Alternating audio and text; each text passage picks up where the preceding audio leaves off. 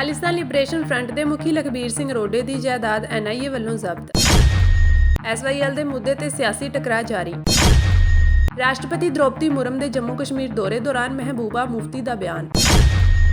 ਪੰਜਾਬ ਦੇ ਮੋਹਾਲੀ ਦੀ ਇੱਕ NIA ਅਦਾਲਤ ਨੇ ਪਾਕਿਸਤਾਨ ਵਿੱਚ ਰਹਿ ਰਹੇ ਖਾਲਿਸਤਾਨ ਲਿਬਰੇਸ਼ਨ ਫਰੰਟ ਦੇ ਮੁਖੀ ਲਖਬੀਰ ਸਿੰਘ ਉਰਫ ਰੋਡੇ ਦੀ ਸੂਬੇ ਦੇ ਮੋਗਾ ਜ਼ਿਲ੍ਹੇ ਸਥਿਤ ਜ਼ਮੀਨ ਨੂੰ ਜ਼ਬਤ ਕਰਨ ਦੇ ਹੁਕਮ ਦਿੱਤੇ ਹਨ। ਲਖਬੀਰ ਸਿੰਘ ਰੋਡੇ ਨਾਲ ਸੰਬੰਧਿਤ ਜ਼ਮੀਨ ਕੋਠੇ ਗੁਰੂਪੁਰਾ ਰੋਡੇ ਵਿੱਚ ਸਥਿਤ ਹੈ। ਅਦਾਲਤ ਨੇ ਇਹ ਹੁਕਮ ਕੌਮੀ ਜਾਂਚ ਏਜੰਸੀ NIA ਵੱਲੋਂ 1 ਜਨਵਰੀ 2021 ਨੂੰ ਗੈਰ ਕਾਨੂੰਨੀ ਗਤੀਵਿਧੀ ਰੋਕਥਾਮ UAPA ਕਾਨੂੰਨ, ਭਾਰਤੀ ਦੰਡ ਸੰਹਿਤਾ ਅਤੇ ਨਸ਼ੀਲੇ ਪਦਾਰਥ ਸੰਬੰਧੀ NDPS ਕਾਨੂੰਨ ਹੇਠ ਦਰਜ ਇੱਕ ਮਾਮਲੇ ਵਿੱਚ ਦਿੱਤਾ ਹੈ। ਅਦਾਲਤ ਨੇ UAPA ਦੀ ਧਾਰਾ 33 ਹੇਠ ਜ਼ਮੀਨ ਨੂੰ ਜ਼ਬਤ ਕਰਨ ਦਾ ਹੁਕਮ ਦਿੱਤਾ ਹੈ। ਇਸ ਧਾਰਾ ਹੇਠ ਜੱਜ ਗੰਭੀਰ ਅਪਰਾਧਾਂ ਵਿੱਚ ਸ਼ਾਮਿਲ ਭਗੌੜੇ ਅਪਰਾਧੀ ਦੀ ਚੱਲ ਅਤੇ ਅਚਲ ਜਾਇਦਾਦ ਨੂੰ ਜ਼ਬਤ ਕਰਨ ਦਾ ਹੁਕਮ ਦੇ ਸਕਦਾ ਹੈ।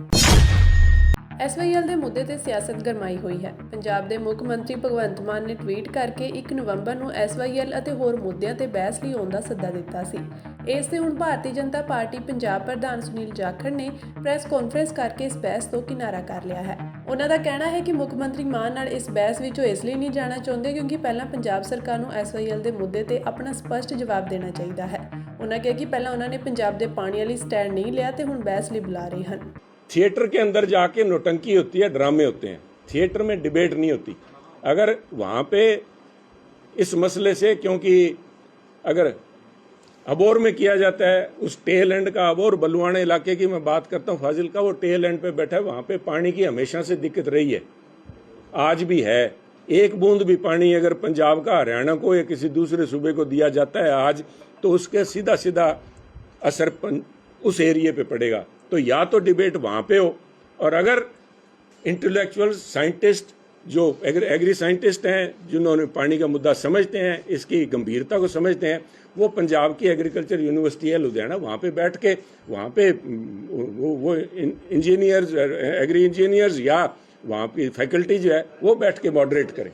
रिजॉल्व उनकी मंशा पे डिपेंड करता है। आज जवाब तो उन्होंने देने, वो जवाब मांग रहे हैं। जवाब मांगने के बजाय भगवंत मान जी को अपना स्टैंड स्पष्ट करना पड़ेगा कि क्यों उन्होंने जाके सुप्रीम कोर्ट के अंदर पंजाब का जो स्टैंड है उसको डाइल्यूट किया, क्यों उनके एडवोकेट जनरल जो नए लगे हैं उन्होंने बातचीत की बात सबसे पहल की, ना कि अपने मुद्दों को सुलझाने की, कानून के तौर पे लड़ाई लड़ने की बात करते।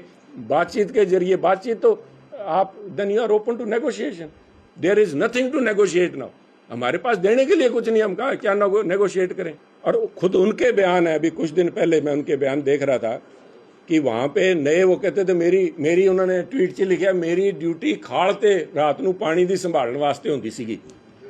और वही भगवंत मान जी हैं जो कुछ दिन पहले के हटे हैं कि हम साडे संगरूर इलाके दे अंदर ਜਿਹੜੇ ਖਾਲ ਸੀਗੇ ਜਾਂ ਜਿਹੜੀ ਕੱਸੀਆਂ ਸੀਗੀਆਂ ਸਾਰੀਆਂ ਖਤਮ ਹੋ ਗਈਆਂ, ਤੇ ਤੁਹਾਡੇ ਵਰਗੇ ਹੀ ਸੀਗੇ ਪਾਣੀ ਲਾਣ ਵਾਲੇ ਵੀ, ਤੁਹਾਨੂੰ ਖਾਲ ਹੀ ਰੁਲ ਗਏ ਤੁਸੀਂ। हमारे अबोर इलाके की जब बात करता हूँ साहब, अगर वहाँ पे जाके आप कोर्ट में केसेस रोड़ेंगे तो 1-1 मिनट के लिए कत्ल हुए हैं, पानी की 1 मिनट बारी के लिए कत्ल हुए हैं परिवारों के अंदर। सबसे ज़्यादा लिटिगेशन पानी को लेके है, जितनी लिटिगेशन वहाँ के आप रिकॉर्ड निकालेंगे पानी को लेके हुई है, क्योंकि पानी की लोग हम कदर समझते हैं। तो मेरा ये मानना है कि वहाँ पे उन्होंने पानी कैसे संभाला, क्योंकि रात का समय है साहब, रात को कहते पंजाबी लोग या तो निंदरे दे मारे होंगे है या नशे दे मारे होंगे, उत्थे दा तो मैनूं पता नहीं।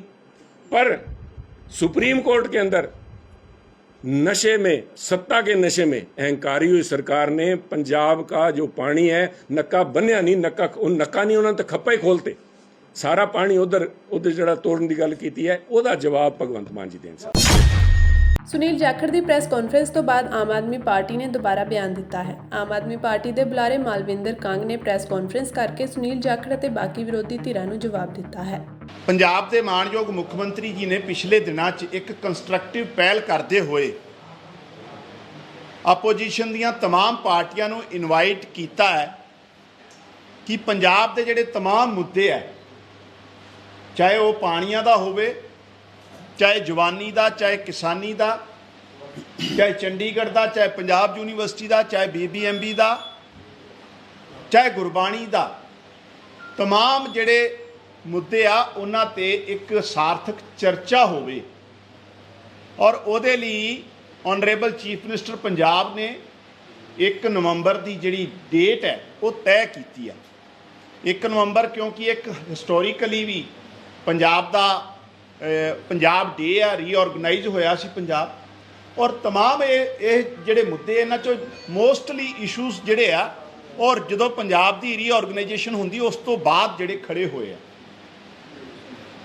ਲੇਕਿਨ ਅੱਜ ਪੰਜਾਬ ਭਾਜਪਾ ਦੇ ਮੈਂ ਜਿਹੜੇ ਪ੍ਰਧਾਨ ਬਣੇ ਆ ਸੁਨੀਲ ਜਾਖੜ ਜੀ ਦੀ, ਉਹਨਾਂ ਦੀ ਮੈਂ ਪ੍ਰੈਸ ਕਾਨਫਰੰਸ ਸੁਣੀ ਸੀ ਔਰ ਸੁਨੀਲ ਜਾਖੜ ਜੀ 1 ਨਵੰਬਰ ਨੂੰ ਬੁਲਾਈ ਗਈ ਪੰਜਾਬ ਮੁੱਦਿਆਂ ਦੀ ਸਾਰਥਕ ਡਿਬੇਟ ਤੋਂ ਜਿਹੜਾ ਹੈ ਕਿਨਾਰਾ ਕੱਟ ਗਿਆ ਔਰ ਸਿੱਧਾ ਲੱਗ ਰਿਹਾ ਹੈ ਵੀ ਭਾਜਪਾ ਜਿਹੜੀ ਆ ਉਹ ਪੰਜਾਬ ਦੇ ਅਹਿਮ ਮੁੱਦਿਆਂ ਤੋਂ ਬਹਿਸ ਕਰਨ ਤੋਂ ਡਰਦੀ ਆ, ਘਬਰਾਉਂਦੀ ਆ। ਔਰ ਉਹਦਾ ਕਾਰਨ ਹੈ ਕਿ ਭਾਜਪਾ ਨੇ ਜਿਸ ਹੱਦ ਤੱਕ ਪਿਛਲੇ 10 ਸਾਲਾਂ 'ਚ ਐਂਟੀ ਪੰਜਾਬ ਫੈਸਲੇ ਲਏ ਆ ਮੋਦੀ ਸਾਹਿਬ ਦੀ ਸਰਕਾਰ ਨੇ, ਔਰ ਜਿਹੜੀ ਪੰਜਾਬ ਇਕਾਈ ਵੀ ਰਹੀ ਆ ਭਾਜਪਾ ਦੀ, ਉਹ ਵੀ ਕਦੀ ਪੰਜਾਬ ਦੇ ਹੱਕ 'ਚ ਹਾਂ ਦਾ ਨਾਰਾ ਨਹੀਂ ਮਾਰਿਆ।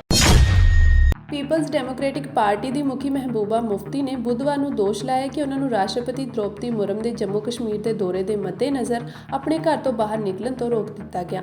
ਰਾਸ਼ਟਰਪਤੀ ਮੁਰਮ ਕੇਂਦਰ ਸ਼ਾਸਿਤ ਪ੍ਰਦੇਸ਼ ਦੇ 2 ਦਿਨਾਂ ਦੇ ਦੌਰੇ ਤੇ ਬੁੱਧਵਾਰ ਨੂੰ ਸ਼੍ਰੀਨਗਰ ਪਹੁੰਚੇ ਅਤੇ ਇਸ ਦੌਰਾਨ ਉਹ ਕਸ਼ਮੀਰ ਯੂਨੀਵਰਸਿਟੀ ਦੀ ਕਨਵੋਕੇਸ਼ਨ ਵਿੱਚ ਵੀ ਹਿੱਸਾ ਲੈਣਗੇ। ਤਤਕਾਲੀ ਜੰਮੂ ਕਸ਼ਮੀਰ ਸੂਬੇ ਦੀ ਸਾਬਕਾ ਮੁੱਖ ਮੰਤਰੀ ਮਹਿਬੂਬਾ ਨੇ ਦੋਸ਼ ਲਾਇਆ ਕਿ ਉਹਨਾਂ ਨੂੰ ਮੁਰਮ ਦੇ ਦੌਰੇ ਕਾਰਨ ਸ਼ਹਿਰ ਦੇ ਬਾਹਰੀ ਖਿੰਬਰ ਇਲਾਕੇ ਵਿੱਚ ਆਪਣੇ ਘਰ ਤੋਂ ਬਾਹਰ ਨਾ ਨਿਕਲਣ ਦਿੱਤਾ ਗਿਆ। ਮਹਿਬੂਬਾ ਨੇ ਸੋਸ਼ਲ ਮੀਡੀਆ ਮੰਚ ਐਕਸ ਤੇ ਲਿਖਿਆ, ਇਹ ਜਾਣ ਕੇ ਹੈਰਾਨ ਹਾਂ ਕਿ ਮੈਂ ਆਪਣੀ ਪਾਰਟੀ ਦਫ਼ਤਰ ਜਾਣ ਲਈ ਘਰ ਤੋਂ ਬਾਹਰ ਤੱਕ ਨਹੀਂ ਨਿਕਲ ਸਕਦੀ ਕਿਉਂਕਿ ਮਾਣਯੋਗ ਰਾਸ਼ਟਰਪਤੀ ਅੱਜ ਸ਼੍ਰੀਨਗਰ ਦਾ ਦੌਰਾ ਕਰ ਰਹੇ ਹਨ। ਆਵਾਜਾਈ ਦਾ ਅਧਿਕਾਰ ਕਦੇ ਵੀ ਅਚਾਨਕ ਖੋਲ੍ਹਿਆ ਜਾਂਦਾ ਹੈ। ਰਾਸ਼ਟਰਪਤੀ ਦੇ ਇਸ ਦੌਰੇ ਦੇ ਮੱਦੇਨਜ਼ਰ ਸ਼੍ਰੀਨਗਰ ਅਤੇ ਨੇੜਲੇ ਇਲਾਕਿਆਂ ਵਿੱਚ ਸੁਰੱਖਿਆ ਵਧਾ ਦਿੱਤੀ ਗਈ ਹੈ। ਪੁਲਿਸ ਅਤੇ ਕੇਂਦਰੀ ਰਿਜ਼ਰਵ ਪੁਲਿਸ ਬਲ ਸਮੇਤ ਸੁਰੱਖਿਆ ਬਲਾਂ ਨੂੰ ਕਸ਼ਮੀਰ ਯੂਨੀਵਰਸਿਟੀ ਅਤੇ ਉਸ ਦੇ ਨੇੜੇ ਤੈਨਾਤ ਕੀਤਾ ਗਿਆ ਹੈ। ਸ਼ਹਿਰ ਵਿੱਚ ਨਿਗਰਾਨੀ ਲਈ ਡਰੋਨ ਅਤੇ ਸੀਸੀਟੀਵੀ ਕੈਮਰਿਆਂ ਵਰਗੇ ਆਧੁਨਿਕ ਉਪਕਰਨਾਂ ਦਾ ਪ੍ਰਯੋਗ ਕੀਤਾ ਜਾ ਰਿਹਾ ਹੈ। ਕੋਟਕਪੁਰਾ ਗੋਲੀकांड ਵਿੱਚ ਮੁਲਜ਼ਮ ਨਾਮਜ਼ਦ ਹੋਣ ਤੋਂ ਬਾਅਦ ਪੰਜਾਬ ਦੇ ਸਾਬਕਾ ਡੀਜੀਪੀ ਸੁਮੇਧ ਸੈਣੀ ਅਤੇ ਫਰੀਦਕੋਟ ਦੇ ਤਤਕਾਲੀਨ ਐਸਐਸਪੀ ਸੁਖਮਿੰਦਰ ਸਿੰਘ ਮਾਨ ਨੇ ਚੌਥੇ ਸਪਲੀਮੈਂਟਰੀ ਚਲਾਨ ਰਿਪੋਰਟ ਵਿੱਚ ਆਈਪੀਸੀ ਦੀ ਧਾਰਾ 118 ਤੇ 119 ਦਾ ਵਾਧਾ ਹੋਣ ਤੇ ਇੱਥੇ ਅਦਾਲਤ ਵਿੱਚ ਅਰਜ਼ੀ ਦੇ ਕੇ ਪੇਸ਼ਗੀ ਜ਼ਮਾਨਤ ਦੇਣ ਦੀ ਮੰਗ ਕੀਤੀ ਹੈ। ਜ਼ਿਕਰਯੋਗ ਹੈ ਕਿ ਬੇਅਦਬੀ ਮਾਮਲਿਆਂ ਨਾਲ ਜੁੜੇ ਕੋਟਕਪੁਰਾ ਗੋਲੀकांड ਦੀ ਜਾਂਚ ਕਰ ਰਹੀ ਐਸਆਈਟੀ ਵੱਲੋਂ ਪਿਛਲੇ ਦਿਨੀ ਪੇਸ਼ ਕੀਤੀ ਗਈ ਚੌਥੀ ਸਪਲੀਮੈਂਟਰੀ ਚਲਾਨ ਰਿਪੋਰਟ ਵਿੱਚ ਧਾਰਾ 118 ਤੇ 119 ਦਾ ਵਾਧਾ ਕੀਤਾ ਗਿਆ ਸੀ, ਜਿਸ ਵਿੱਚ ਉਕਤ ਪੁਲਿਸ ਅਧਿਕਾਰੀਆਂ ਨੇ ਅਗਾਊਂ ਜ਼ਮਾਨਤ ਦੀਆਂ ਅਰਜ਼ੀਆਂ ਲਾਈਆਂ ਹਨ। ਪ੍ਰਾਪਤ ਜਾਣਕਾਰੀ ਅਨੁਸਾਰ ਸੁਮੇਧ ਸੈਣੀ ਦੀ ਅਰਜ਼ੀ ਤੇ ਬਹਿਸ 12 ਅਕਤੂਬਰ ਨੂੰ ਜਦਕਿ ਸੁਖਮਿੰਦਰ ਸਿੰਘ ਮਾਨ ਦੀ ਅਰਜ਼ੀ ਤੇ 13 ਅਕਤੂਬਰ ਨੂੰ ਬਹਿਸ ਹੋਵੇਗੀ। ਵਧੀਕ ਸੈਸ਼ਨ ਜੱਜ ਰਾਜੀਵ ਕਾਲੜਾ ਨੇ ਇਸ ਅਰਜ਼ੀ ਤੇ ਐਸਆਈਟੀ ਨੂੰ ਨੋਟਿਸ ਜਾਰੀ ਕਰਦਿਆਂ ਆਖਿਆ ਕਿ ਕੇਸ ਨਾਲ ਜੁੜਿਆ ਰਿਕਾਰਡ 12 ਅਕਤੂਬਰ ਨੂੰ ਅਦਾਲਤ ਵਿੱਚ ਪੇਸ਼ ਕੀਤਾ ਜਾਵੇ। ਕੈਨੇਡਾ ਵਿੱਚ ਦਿਲ ਦਾ ਦੌਰਾ ਪੈਣ ਕਾਰਨ ਮਾਪਿਆਂ ਦੇ ਇਕਲੌਤੇ ਪੁੱਤਰ ਦੀ ਮੌਤ ਹੋਣ ਦੀ ਦੁਖਦਾਈ ਖਬਰ ਸਾਹਮਣੇ ਆਈ ਹੈ। ਮ੍ਰਿਤਕ ਨੌਜਵਾਨ ਤਰਨਤਾਰਨ ਜ਼ਿਲ੍ਹੇ ਦੇ ਪਿੰਡ ਮਾਮਣਕੇ ਨਾਲ ਸੰਬੰਧਿਤ ਸੀ। ਮਿਲੀ ਜਾਣਕਾਰੀ ਅਨੁਸਾਰ ਮ੍ਰਿਤਕ ਨੌਜਵਾਨ ਮਾਪਿਆਂ ਦਾ ਇਕਲੌਤਾ ਪੁੱਤਰ ਸੀ। ਸੁਖਚੈਨ ਸਿੰਘ ਪੁੱਤਰ ਰਾਜਪਾਲ ਸਿੰਘ ਵਾਸੀ ਮਾਮਣਕੇ 26 ਦਸੰਬਰ 2022 ਨੂੰ ਉਚੇਰੀ ਸਿੱਖਿਆ ਹਾਸਲ ਕਰਨ ਲਈ ਕੈਨੇਡਾ ਗਿਆ ਸੀ। ਇਨੀ ਦਿਨੀ ਉਹ ਉੱਥੇ ਬਰੈਂਪਟਨ ਸ਼ਹਿਰ ਵਿੱਚ ਰਹਿੰਦਾ ਸੀ, ਜਿੱਥੇ ਬੀਤੇ ਦਿਨੀ ਉਸ ਨੂੰ ਅਚਾਨਕ ਦਿਲ ਦਾ ਦੌਰਾ ਪਿਆ। ਇਸ ਦੌਰਾਨ ਉਸ ਨੂੰ ਹਸਪਤਾਲ ਦਾਖਲ ਕਰਵਾਇਆ ਗਿਆ, ਪਰ ਇਲਾਜ ਦੌਰਾਨ ਉਸ ਦੀ ਮੌਤ ਹੋ ਗਈ। ਨੌਜਵਾਨ ਦੀ ਮੌਤ ਤੋਂ ਬਾਅਦ ਪਰਿਵਾਰਕ ਮੈਂਬਰਾਂ ਤੇ ਇਲਾਕੇ ਵਿੱਚ ਸੋਗ ਦੀ ਲਹਿਰ ਹੈ। ਮੈਂ ਰਾਜਪਾਲ ਸਿੰਘ ਬੋਲਦਾ। ਮੇਰਾ ਪੁੱਤਰ ਚੈਨ ਸਿੰਘ 26 ਦਸੰਬਰ 2022 ਨੂੰ ਇੱਥੋਂ ਕੈਨੇਡਾ ਗਿਆ ਹੈ। ਸਟੱਡੀ ਬੇਸ ਤੇ ਗਿਆ। ਪਰਸੋਂ ਸਾਨੂੰ ਪਤਾ ਲੱਗਾ ਵੀ ਉਹ ਬੇਹੋਸ਼ ਹੋ ਗਿਆ। ਉਹਦੇ ਨਾਲ ਦੇ ਉਹਨੂੰ ਹਸਪੀਟਲ ਲੈ ਕੇ ਗਏ ਆ। ਉੱਥੇ 2 ਦਿਨ ਵੈਂਟੀਲੇਟਰ ਤੇ ਰਿਹਾ। ਉਹ ਲਾਸਟ ਉਹਦੇ ਸਵਾਸ ਪੂਰੇ ਹੋ ਗਏ। ਮੇਰੇ ਬੇਟੇ ਨਾਲ ਮੇਰੀ 2 ਦਿਨ ਪਹਿਲਾਂ ਗੱਲ ਹੋਈ ਆ। ਕੋਈ ਦੁੱਖ ਤਕਲੀਫ ਨਹੀਂ, ਕੋਈ ਦਿੱਕਤ ਨਹੀਂ। ਉਹਨੂੰ ਬਿਲਕੁਲ ਸਹੀ ਸਲਾਮਤ ਆ। ਜਿਸ ਦਿਨ ਰਾਤ ਨੂੰ ਇਸ ਤਰ੍ਹਾਂ ਹੁੰਦਾ ਉਸ ਦਿਨ ਮੈਨੂੰ ਮੈਸੇਜ ਪਾਤਾ, ਡੈਡੀ ਮੈਂ ਕੰਮ ਤੋਂ ਆਇਆ, ਮੈਂ ਥੱਕਿਆ ਤੇ ਮੈਂ ਸੌਣ ਲੱਗਾ, ਤੇਰੇ ਨਾਲ ਮੈਂ ਸਵੇਰੇ ਗੱਲ ਕਰਦਾ। ਉਹੀ ਮੈਸੇਜ ਪਾਇਆ। ਉਸ ਤੋਂ ਬਾਅਦ ਮੈਨੂੰ ਉਹਦਾ ਫੋਨ ਆਇਆ ਦੂਜੇ ਦੋਸਤਾਂ ਦਾ ਵੀ ਬੇਟਾ ਇੱਦਾਂ ਕਰਕੇ ਬੇਹੋਸ਼ ਆ, ਉਹਨੂੰ ਹਸਪਤਾਲ ਲੈ ਕੇ ਗਏ ਆ। ਉਸ ਤੋਂ ਬਾਅਦ ਨਹੀਂ ਉਹ ਕੋਈ ਉਹਦੇ ਨਾਲ ਮੇਰੀ ਗੱਲ ਨਹੀਂ, ਕੋਈ ਉਹਦਾ ਮੈਨੂੰ ਚਿਹਰਾ ਨਹੀਂ ਦਿਖਿਆ, ਕੋਈ ਉਹਦੇ ਨਾਲ ਮੇਰੀ ਗੱਲਬਾਤ ਨਹੀਂ ਹੋਈ। ਉਹ ਲਾਸਟ ਮੈਸੇਜ ਪਾਇਆ ਉਹਨੇ ਮੈਨੂੰ। ਇਹ ਕਰਕੇ ਮੇਰੀ ਬੇਨਤੀ ਆ, ਮੇਰਾ ਤਰਲਾ ਵਾ ਲੋਕਾਂ ਗਾੜੀ, ਭਾਰਤ ਸਰਕਾਰ ਗਾੜੀ, ਡਿਫੈਂਸ ਗੌਰਮੈਂਟ ਗਾੜੀ। ਮੇਰੀ 15 ਪੰਜਾਬ ਯੂਨਿਟ ਆ, ਪਤਾ ਕਰ ਸਕਦੇ। ਨਾਇਬ ਸੂਬੇਦਾਰ ਰਾਜਪਾਲ ਸਿੰਘ ਮੇਰਾ ਨਾਂ ਹੈ।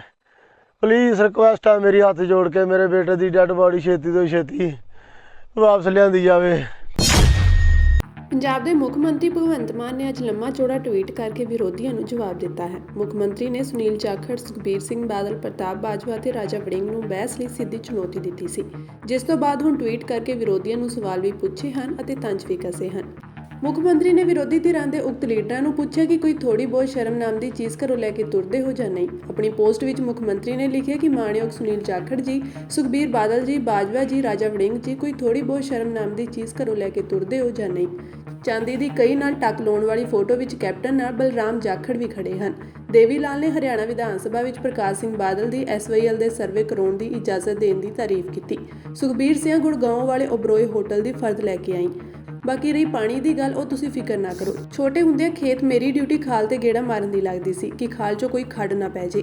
ਡਿਊਟੀ ਹੁਣ ਵੀ ਪਰਮਾਤਮਾ ਨੇ ਮੇਰੀ ਖਾਲ ਤੇ ਹੀ ਲਾਈ ਹੈ, ਪਰ ਇਸ ਵਾਰ ਖਾਲ ਦਾ ਨਾਮ ਸਤਲੁਜ ਹੈ। 1 ਨਵੰਬਰ ਨੂੰ ਆਪਣੇ ਪੁਰਖਿਆਂ ਦੇ ਕੁਰਸੀ ਵਾਸਤੇ ਕੀਤੇ ਹੋਏ ਕੁਰਸੀਨਾਮੇ ਜ਼ਰੂਰ ਲੈ ਕੇ ਆਇਓ, ਤਾਂ ਕਿ ਮੇਰੇ ਵਤਨ ਪੰਜਾਬ ਦੇ ਲੋਕ ਵੀ ਜਾਣ ਲੈਣ ਕਿ ਕੁਰਬਾਨੀ ਦੇਣ ਦੀ ਗੱਲ ਕਹਿ ਕੇ ਉਹਨਾਂ ਦੀ ਕਿੰਨੀ ਵਾਰ ਕੁਰਬਾਨੀ ਲਈ ਗਈ।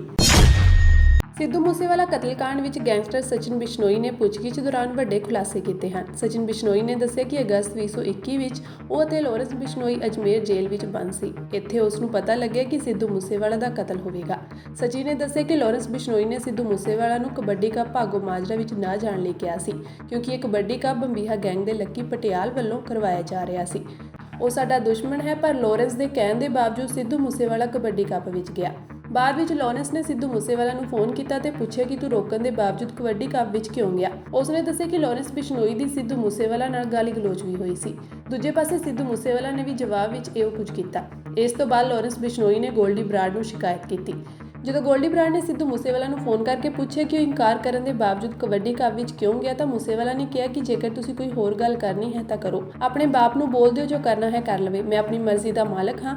ਜਾਣਕਾਰੀ ਸਾਹਮਣੇ ਆਈ ਹੈ ਕਿ ਇਸ ਤੋਂ ਬਾਅਦ ਸਿੱਧੂ ਮੂਸੇਵਾਲਾ ਨੂੰ ਮਾਰਨ ਦੀ ਪਲੈਨਿੰਗ ਸ਼ੁਰੂ ਹੋਈ ਸੀ। ਇਸ ਪੁੱਛਗਿੱਛ ਵਿੱਚ ਕਈ ਹੋਰ ਹੈਰਾਨ ਕਰਨ ਵਾਲੇ ਖੁਲਾਸੇ ਵੀ ਹੋਏ ਹਨ।